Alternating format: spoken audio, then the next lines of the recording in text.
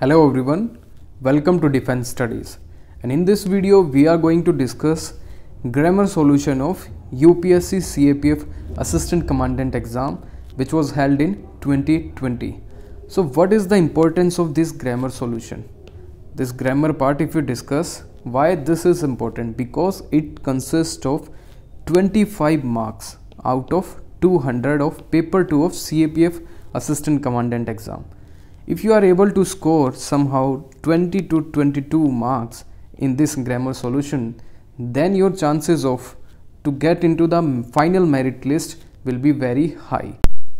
So you cannot neglect this grammar part and you have to prepare it thoroughly. So in this video we are going to tell you that what are the sources you should refer and what are the topics on that you have to focus majorly on that. ठीक है, आपको बहुत ज़्यादा इसमें prepare करने की ज़रूरत नहीं है. Simply you have to prepare certain topics like how to change from simple sentence to compound sentence. So the transformation of sentences is important. Voice is important from active to passive voices. ठीक है, preposition is important and correction जो आता है you have to find the error. उसके लिए आपको subject, verb और agreement उनका आपको रीअरेंज और उनका बेसिक पैटर्न आपको पता होना चाहिए. तो यू विल बी ईजिली, ठीक है, in a position to solve all this questions. चलिए तो फिर फर्स्ट क्वेश्चन हम डिस्कस करते हैं. Rewrite the sentences as directed. The first is the inaugural ceremony of the Commonwealth Games was held dash at the Jawaharlal Nehru stadium. So इसमें पूछा गया है fill the blank space with the preposition. Preposition का पहला ही question बोला है. तो eight preposition जो है हम कहाँ कहाँ पे यूज़ करते हैं, वो किसी प्लेस पे या फिर कोई टाइम है, ठीक है, या फिर कोई गैदरिंग है या फिर कोई टारगेट है या फिर डाउन और डस्क, ठीक है, सूर्य उदय और सूर्य जब ढलता है उसके टाइम पे, नाइट को या फिर डे ब्रेक या फिर sunrise sunset, midnight, at noon, at look, at stare, at gaze, laugh at, scoff at, ठीक है, shoot at, shout at, aim at. ठीक है, तो इस तरह से भी इनको यूज़ करते हैं. So I have given a few example like the angry man shouted dash the children. जो हमारे चिल्ड्रन हैं वो एक टारगेट है. जब भी किसी भी चीज़ को हम एज अ टारगेट ट्रीट करते हैं तो उसके लिए प्रपोजिशन क्या लगेगी, at. She threw the flower pot dash him. तो हिम क्या है, उसका टारगेट है, तो उसके लिए क्या प्रपोजिशन होगी, at. Nobody lives dash at this address. ठीक है, nobody lives dash this address. तो दिस एड्रेस क्या है, एक पॉइंट है.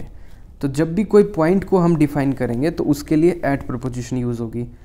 और मोहन लिव्स डैश 45 हडसल लेन. तो ये क्या हो गया, एक एड्रेस हो गया. ठीक है, एड्रेस के लिए हम क्या यूज़ करते हैं, एट. तो यहाँ पे हम आ जाए जवाहरलाल नेहरू स्टेडियम.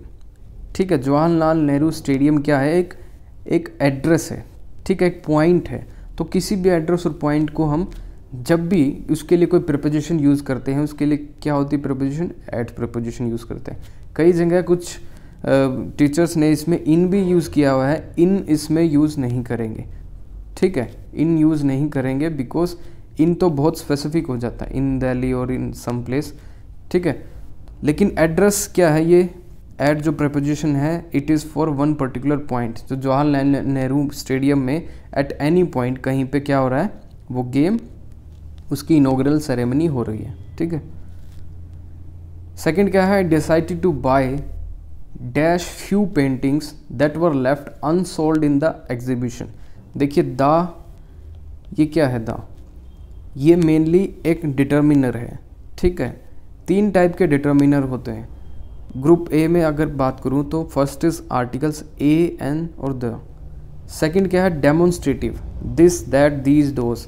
और एक होता है possessive determiner, my, our, your, his, her, its, their. ठीक है, उसके बाद अगर मैं इसी में बात करूं तो अनकाउंटेबल डिटर्मिनर कौन से होते हैं, little, a little, the little. तो ये अनकाउंटेबल नाउन्स के लिए यूज़ होते हैं. ठीक है, जैसे मिल्क हो गया जिसको हम काउंट नहीं कर सकते, शुगर हो गई. ठीक है, काउंटेबल नाउन्स के लिए हम किस तरह के डिटर्मिनर यूज़ करते हैं, फ्यू, अ फ्यू और द फ्यू. ठीक है, 3 तरह के डिटर्मिनर काउंटेबल नाउन्स के लिए होगी.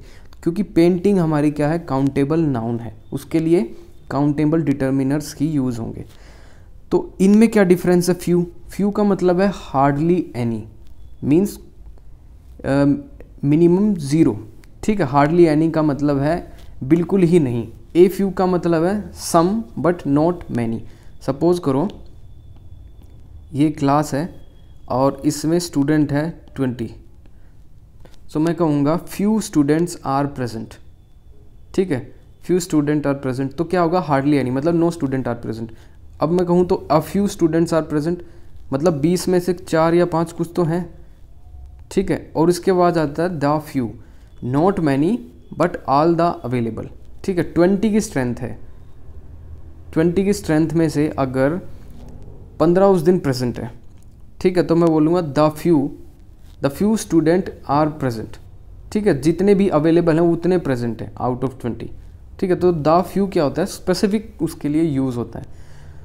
अब मैं इस पे अगर देखूँ, I decided to buy few paintings that were left unsold, तो हमें यहाँ पे क्या मिल गया, एक रेफरेंस मिल गया, दैट वर लेफ्ट अनसोल्ड। जब भी आपको कोई रेफरेंस मिलता है, मीन्स आपको कोई डिफाइन है कि उस हॉल में, एग्जीबिशन हॉल में देयर वर 20 पिक्चर्स, उसमें से 15 तो सेल हो गई, 5 बची।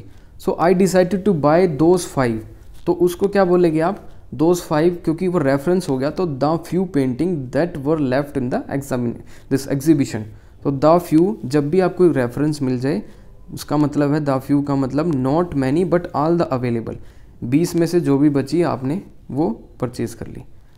और एक एग्जांपल और दिया है मैंने, the few plants that found in desert are called xerophytes.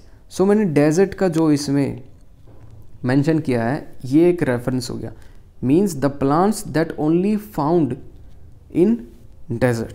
तो क्या हो गया, द फ्यू, वही स्पेसिफिक प्लांट। सो द एक स्पेसिफिक डिटर्मिनर है, it only use for one particular reference, अगर कुछ में दिया हुआ है तो। अगर ये चीज़ देखिए, सेकंड एग्जांपल देखिए, we have invited the few friends that we have here, ठीक है। दैट वी हैव हेयर एक रेफरेंस है, उसके लिए डिटर्मिनर कौन सा यूज़ होगा, द फ्यू, मतलब जो दोस्त मेरे इसी सिटी में हैं।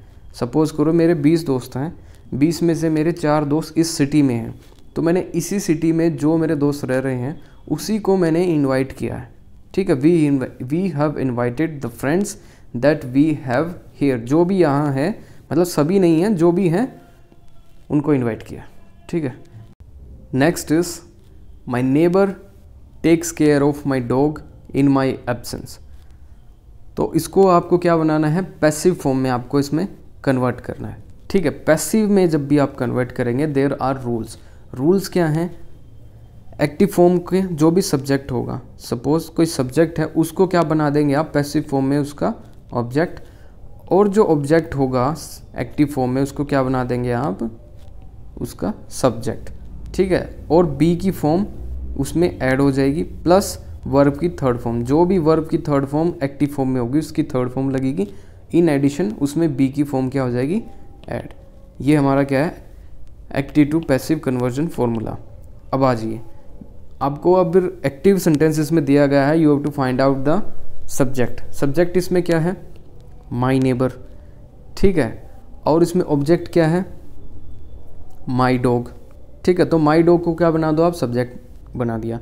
बी की फॉर्म मैंने कहा था इसमें लगेगी, माई डॉग सिंगुलर सब्जेक्ट है तो उसके हिसाब से बी की फॉर्म क्या आएगी, इज, सिंगुलर वर्ब आ जाएगी। उसके बाद क्या है, टेकन, टेक वर्ब है जो, उसका वर्ब की थर्ड फॉर्म आपको बनानी है, तो टेक का हो गया टेकन। केयर ऑफ आपको लगाना पड़ेगा, बिकॉज टेकन केयर ऑफ ये एक फुल क्या है, फ्रेजल वर्ब। तो फ्रेजल वर्ब को आप हाफ ड्रॉप नहीं कर सकते, आपको इसको पूरा यूटिलाइज करना पड़ेगा। So the dog is taken care of, आपको ऐसे ही लिखना पड़ेगा, because it is a phrasal verb. और उसके बाद जो है बाय, बाय का आपको यूज़ करना पड़ेगा। उसके बाद क्या है, सब्जेक्ट, किसने उसकी देखभाल की, डॉग की, bye my neighbour in my absence, ठीक है। Next is the foundation stone of this auditorium was led by the chief minister. इसको आपको एक्टिव फॉर्म में यूज़ करना है। एक्टिव फॉर्म में यूज़ करने का सिंपल फॉर्मूला है, जो भी इसमें सब्जेक्ट होगा सब्जेक्टिव फॉर्म में, और उसमें पैसिव फॉर्म में जो सब्जेक्ट होगा उसको आपको क्या करवाना है, ऑब्जेक्ट, और जो ऑब्जेक्ट होगा उसको क्या बनाना है, सब्जेक्ट। यही है इसमें सिंपली। अब देखिए इसमें क्या फाइंड आउट कीजिए, ऑब्जेक्ट क्या है मेन स्टेटमेंट में, चीफ मिनिस्टर क्या है हमारा ऑब्जेक्ट, उसको बना दीजिए आप सब्जेक्ट, ये लीजिए द चीफ मिनिस्टर। अब इसमें वर्ब आपको फाइंड आउट करनी है। वर्ब क्या है, लेड। वॉज, बी की फॉर्म को आपको इसमें नेग्लेक्ट करना है। अगर आप पैसिव से एक्टिव चेंज करने हैं तो बी की फॉर्म जो है वॉज, उसको आप ड्रॉप कीजिए और लेड, सिंपल लेड लिख दीजिए, the chief minister laid. Tense आपको मेंटेन करना है। टेंस अगर पास्ट इंडेफिनिट है तो इंडेफिनिट ही लिखना पड़ेगा, पास्ट इंडेफिनिट। तो chief minister laid the foundation stone, ठीक है, लेड द फाउंडेशन स्टोन। जो इसमें सब्जेक्ट था उसको आप क्या बना दीजिए, ऑब्जेक्ट ऑफ दिस ऑडिटोरियम, ठीक है। Fifth, neither the driver nor the passenger of this बस। देखिए जो नाइदर नॉर है ये क्या है, कोरिलेटिव कंजंक्शन। 2021 में भी ये क्वेश्चन पूछा गया था कोरिलेटिव कंजंक्शन का। इसमें क्या था, नाइदर नॉर कोरिलेटिव कंजंक्शन है जो कि क्या कनेक्ट करते हैं, same rank of structures. Same rank of structure से मतलब है या तो वो दोनों कनेक्ट करेंगे एडजेक्टिव को या नाउन को या फिर वर्ब को, ठीक है। मतलब उसका क्या है, नाइदर के बाद अगर कोई नाउन लिखा होगा तो नॉर के बाद भी आपको नाउन ही लिखना पड़ेगा। अगर नाइदर के बाद एडजेक्टिव लिखा है तो नॉर के बाद एडजेक्टिव ही लिखना पड़ेगा, ठीक है। अब neither the driver nor the passenger of the बस, ठीक है। इसमें बोला है कि आपको फिल करना है appropriate form of the verb, be की कोई फॉर्म यूज़ करनी है। अब नॉर के बाद इसमें क्या होता है, बी की फॉर्म, कोई भी वर्ब की फॉर्म आप किसके अकॉर्डिंग लिखते हैं, सब्जेक्ट के अकॉर्डिंग। तो इसमें आपको फाइंड आउट करना है सब्जेक्ट क्या है, सब्जेक्ट कौन सा है। अगर आप कोरिलेटिव कंजंक्शन यूज़ कर रहे हैं तो जो भी नियर बाय, जो सबसे नियरेस्ट सब्जेक्ट होगा ना उसको यूज़ कीजिए, उसके रिगार्डिंग। जो नियरेस्ट कौन सा है, द पैसेंजर, तो द पैसेंजर के अकॉर्डिंग क्या होगी, वर्ब यूज़। अब देखिए इसमें जो पर्टिकुलर इंसिडेंट है इसमें आपको टेंस क्लियर नहीं हो रहा, कहीं पे भी टेंस मेंशन नहीं है, ठीक है। डैश इंजर्ड, डैश इंजर्ड का मतलब है या तो आप इसमें कुछ भी टेंस यूज़ कर सकते हैं, पास्ट भी या फिर प्रेजेंट भी, ठीक है। अगर ये इवेंट प्रेजेंट का है तो आप इसमें आर इंजर्ड लिख दिए, ठीक है।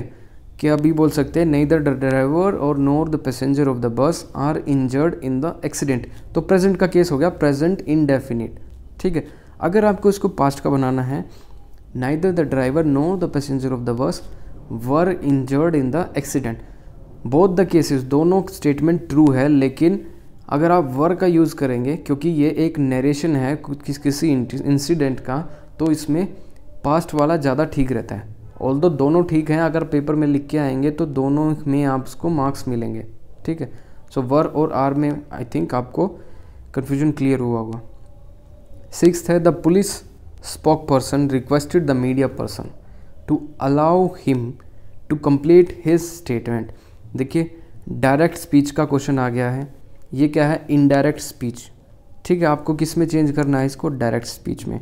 डायरेक्ट स्पीच में क्या होता है, जो भी एग्जैक्ट वर्ड हैं किसके, स्पीकर के, वो आपको लिखने पड़ते हैं। Exact word of the speaker, जैसे ये let me complete my statement, these are the exact words of the speaker जो आपको लिखने हैं।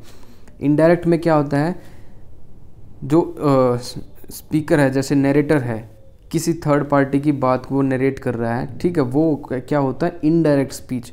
लेकिन क्वेश्चन में पूछा है आपको डायरेक्ट स्पीच में इसको कन्वर्ट करना है। तो क्या क्या चेंजेस आते हैं, changes in the reporting speech में, ठीक है।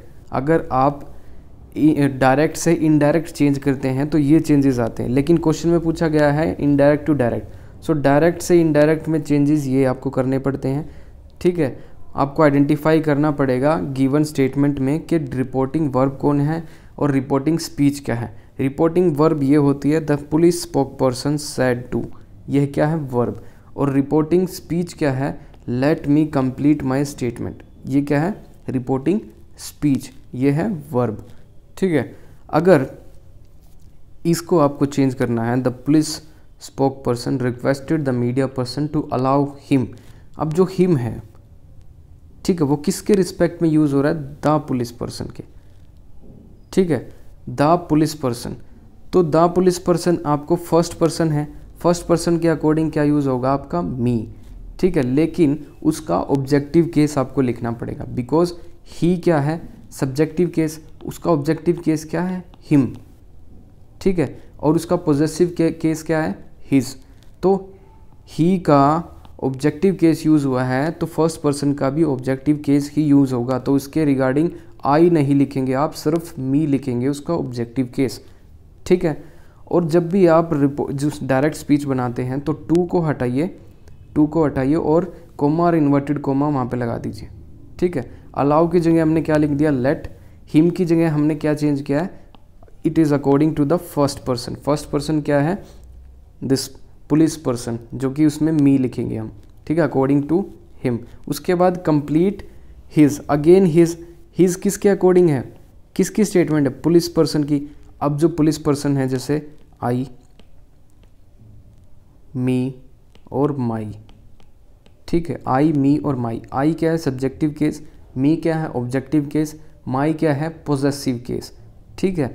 हिज स्टेटमेंट क्या है, पुलिसमैन की, ये भी पोजेसिव केस है, तो आपको फर्स्ट पर्सन का भी पॉजेसिव केस यूज़ करना पड़ेगा। मींस माई स्टेटमेंट होगा, हिज स्टेटमेंट नहीं, तो माई स्टेटमेंट, समझ गए। और रिक्वेस्टेड जो है, रिक्वेस्टेड को आप किस में चेंज करेंगे, जैसे आप कोई भी डायरेक्ट सेंटेंस को जब इनडायरेक्ट में बदलते हैं, सपोज सैड टू को आप किस में चेंज करते हैं, रिक्वेस्ट में, तो आप रिक्वेस्ट को उल्टा भी किस में चेंज करेंगे, सैड टू में। तो रिक्वेस्ट को मैंने किस में चेंज कर दिया, सैड टू में। The police spoke person said to the media person, to हटा के मैंने लगा दिया कोमा, इन्वर्टेड कोमा, अलाउ की जगह मैंने लगा दिया लेट। हिम को मैं किस में चेंज करूँगा, first person, police person spoke person के रिगार्डिंग। जो हिम है वो क्या है, ऑब्जेक्टिव केस है ही का, इसलिए आई का ऑब्जेक्टिव केस में लिखूंगा मी। उसके बाद कंप्लीट, हिज क्या है, पॉजेसिव केस है ही का, उसके लिए किस में चेंज करूँगा मैं, अकॉर्डिंग टू पुलिस पर्सन जो कि आई है, उसके लिए उसका पॉजेसिव केस क्या होगा, माई स्टेटमेंट, ठीक है। ये है सिंपल। और अगर हम इसका मैं सेपरेट लेक्चर भी ले लूँगा, ठीक है, इनकेस आपको वहाँ से ईजी रहेगा। 7th स्टेटमेंट है, if the police had reach the crime scene on time the victim dash. इसको क्या करना है, fill in the blank space with the appropriate form of the verb. Verb क्या दी है, सेव, तो आपने इसमें सेव यूज़ करना है। तो इसमें आप सिंपली ऐसे नहीं लिख सकते द विक्टिम सेव्ड, ये देख के कि जो टेंस है वो हैड रीच्ड है, पास्ट का टेंस है, तो इसमें भी हम वर्ब यूज़ करेंगे, सेव्ड लगा देंगे। ये बिल्कुल रॉन्ग अप्रोच है, इसको आपको समझना पड़ेगा। ये फ्रेम क्या है पर्टिकुलर क्वेश्चन का, ठीक है, फ्रेम इसको आपको आइडेंटिफाई करना पड़ेगा। ये कंडीशनल का क्वेश्चन है। कंडीशनल क्या होता है, conditional are complex sentences which consist of sub clause and main clause. एक कॉम्प्लेक्स सेंटेंस आपको पता है, दो तरह के सेंटेंस, तीन तरह के सेंटेंस होते हैं, सिंपल सेंटेंस, कॉम्प्लेक्स सेंटेंस और कंपाउंड सेंटेंस, ठीक है। कंडीशनल हमेशा किस में लगेगा, कॉम्प्लेक्स सेंटेंसेस में, जिसमें क्या होगा, सब क्लोज और मेन क्लोज। मेन क्लोज क्या होती है, जिसमें रिजल्ट होता है। अब मैं इसमें अगर मैं बात करूं, जो गिवन क्वेश्चन है इसमें मेन क्लोज कौन सी है, मेन क्लोज है द विक्टिम। द विक्टिम के बाद जो डैश है उसके बाद जो हम लिखेंगे वो मेन क्लोज है। और आपको फाइंड आउट करनी है सब क्लोज कौन सी है, सब क्लोज जिसमें भी ये कंजंक्शन लगा होगा इफ़, ठीक है, जिसमें भी इफ़ कंजंक्शन होगा वो क्या है आपकी सब क्लोज, ठीक है। इतना आपको क्लियर होगा, आपको आइडेंटिफिकेशन कैसे करनी है कंडीशनल की, ये पता चला। Because condition is present in the if clause that's why we called it's conditional. क्योंकि इफ़ जो क्लोज है, इफ़ की वजह से ही, मीन्स इफ़ एक कंडीशन आपको इसमें प्रेजेंट करती है तभी हम इसको क्या बोलते हैं, कंडीशनल। इफ़ के बाद क्या कंडीशन लिखी है, if the police had reach the crime scene on time. इसका मतलब क्या है, कोई पास्ट की इमेजिनेशन है। पुलिस हैड रीच मतलब पास्ट परफेक्ट है, had reach the crime scene on time the victim, इसमें क्या लिखेंगे, could have been saved.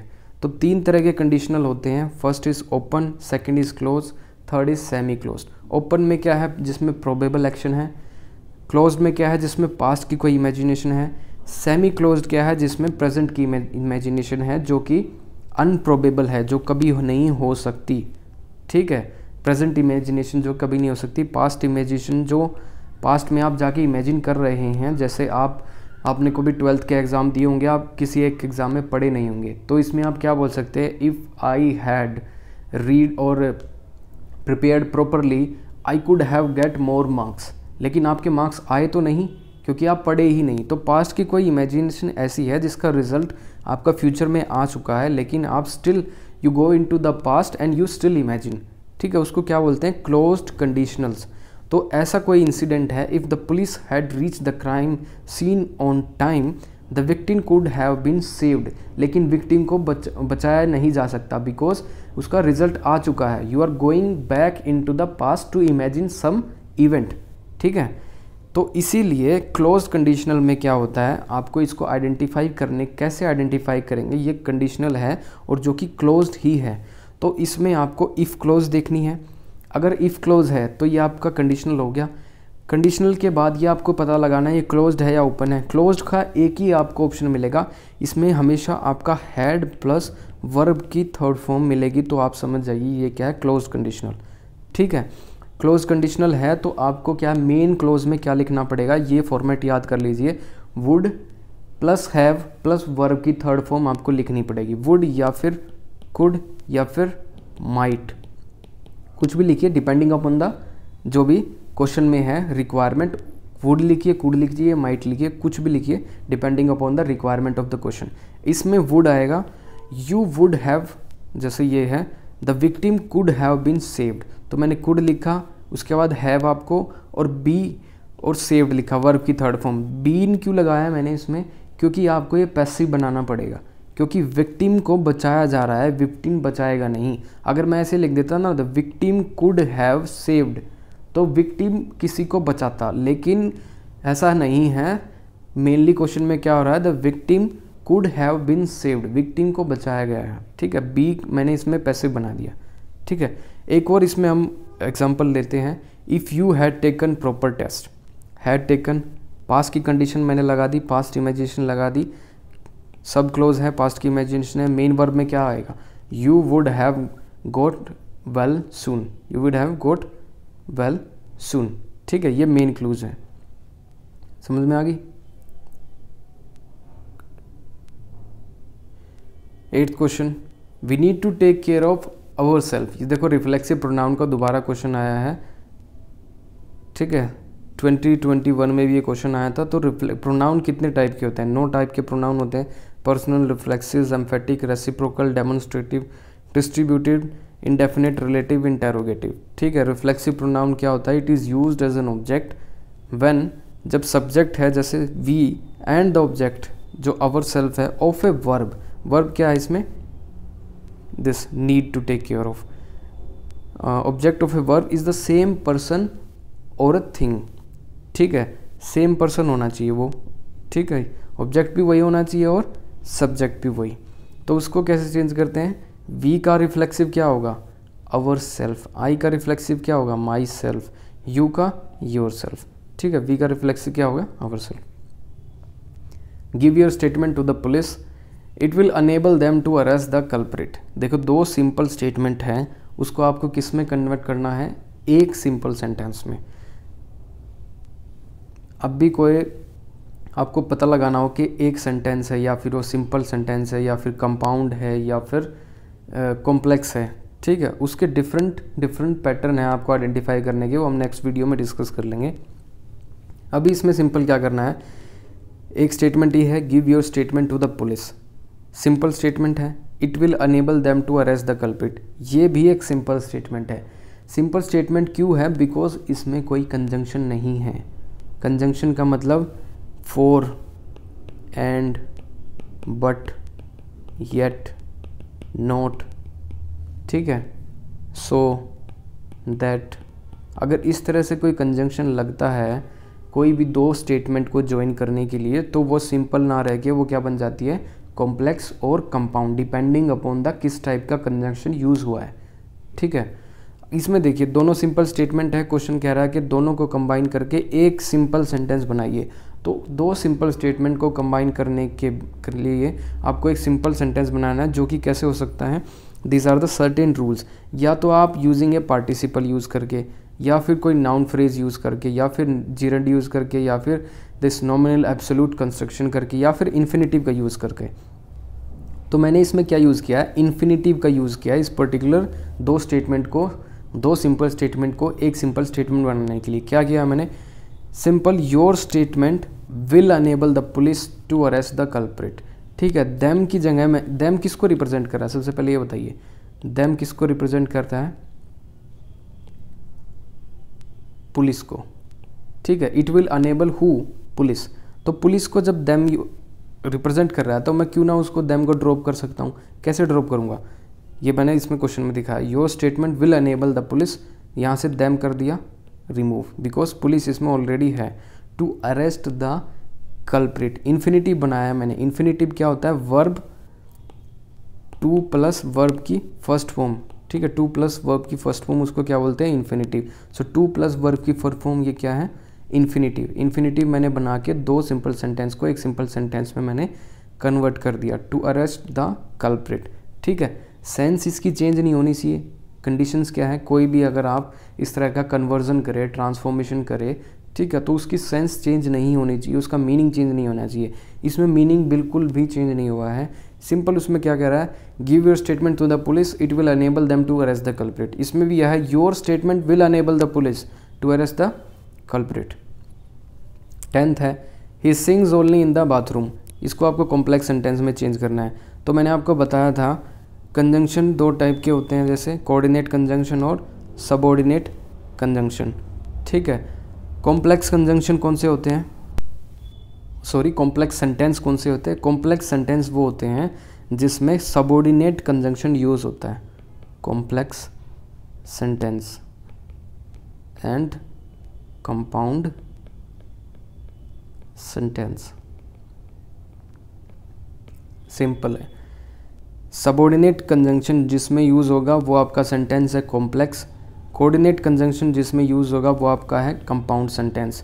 Question में पूछा हुआ है कॉम्प्लेक्स सेंटेंस में चेंज करना है, तो कॉम्प्लेक्स सेंटेंस जब तक नहीं बनेगा जब तक आप ये कंजंक्शन यूज़ नहीं करेंगे। कौन कौन से, सबऑर्डिनेट। सबऑर्डिनेट में से कौन कौन से आते हैं, if, unless, until, then, that, after. इसमें से किसी भी एक कंजंक्शन को यूज़ करके आप इस स्टेटमेंट को, गिवन स्टेटमेंट को कॉम्प्लेक्स में आपको ट्रांसफॉर्म करना है, ठीक है। तो आपका किस में चेंज हो जाएगा, सिंपल कॉम्प्लेक्स सेंटेंस में, ठीक है।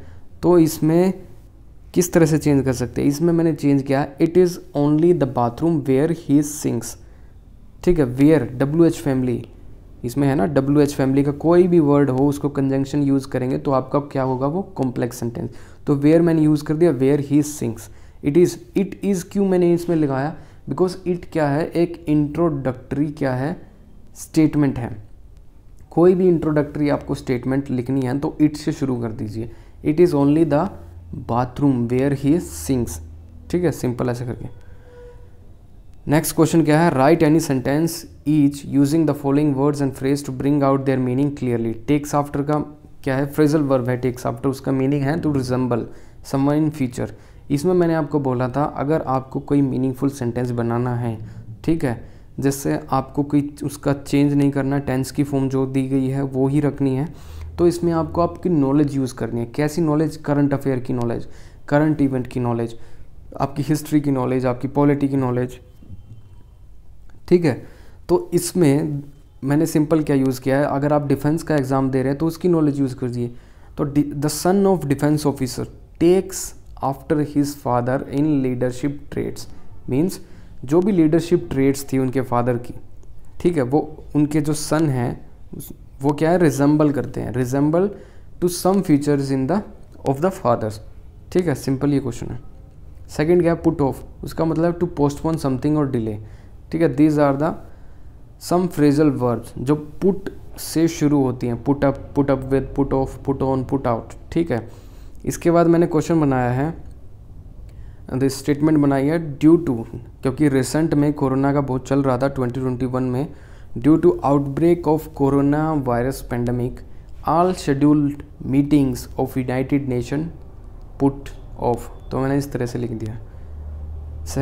थर्ड है कॉल्ड ऑफ। कॉल्ड ऑफ का मतलब है टू कैंसल, उसके रिगार्डिंग कॉल से जितनी भी फ्रेजल वर्ब यूज़ होती है सभी यहाँ पे लिखी हुई हैं। कॉल इन का मतलब क्या है, कॉल एट का मतलब क्या है, तो मैंने लिखा है after Pulwama attack India has called off foreign ministry level meeting, ठीक है, between two countries and put off all diplomatic relation with Pakistan. तो मैंने यहाँ पे पुट ऑफ भी यूज़ कर दिया है और क्या यूज़ कर दिया है, कॉल्ड ऑफ भी यूज़ कर दिया है। तो कॉल्ड ऑफ और पुट ऑफ में क्या है डिफरेंस, पुट ऑफ का मतलब है पोस्टपोन, कॉल ऑफ का मतलब है टू कैंसल। नेक्स्ट क्या है, कॉल्ड ऑन। टू, इसका मतलब है टू पे विजिट टू समवन, ठीक है, कोई विजिट आपको पे करनी है तो उसके लिए क्या है, कॉल्ड ऑन। तो मैंने लिख दिया PM called on defence minister this morning to discuss the security situation, ठीक है।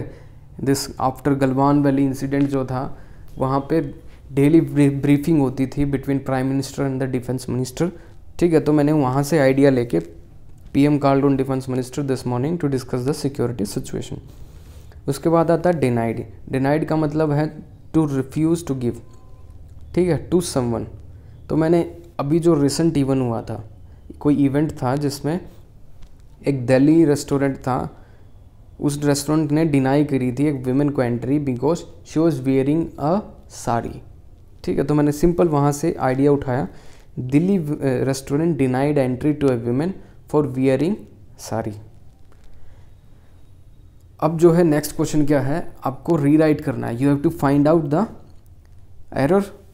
एरर फाइंड आउट करके वही एरर आपको फाइंड आउट करने हैं जो आपको लग रहे हैं। You do not need to make unnecessary changes in the sentences, ठीक है। फर्स्ट स्टेटमेंट क्या है, he met all the concerned officers but fail to get the permission to hold the functions. देखो ये क्या है, इसमें दो तरह के हैं, एक तो मिस पोजिशनिंग ऑफ वर्ड्स या फिर कोई एरर है। तो ये मिस पोजिशनिंग ऑफ वर्ड्स का आपका क्या है, क्वेश्चन है। देखिए जो ऑफिसर है, आपको ऑफिसर क्या है, वो है नाउन, ठीक है। और नाउन के साथ क्या है, डिटर्मिनर। तो डिटर्मिनर नाउन के साथ हमेशा लगता है, ना कि एडजेक्टिव के साथ, क्योंकि कंसर्न्ड क्या है, एक एडजेक्टिव है, और एडजेक्टिव क्या है, नाउन को क्या करता है, डिफाइन।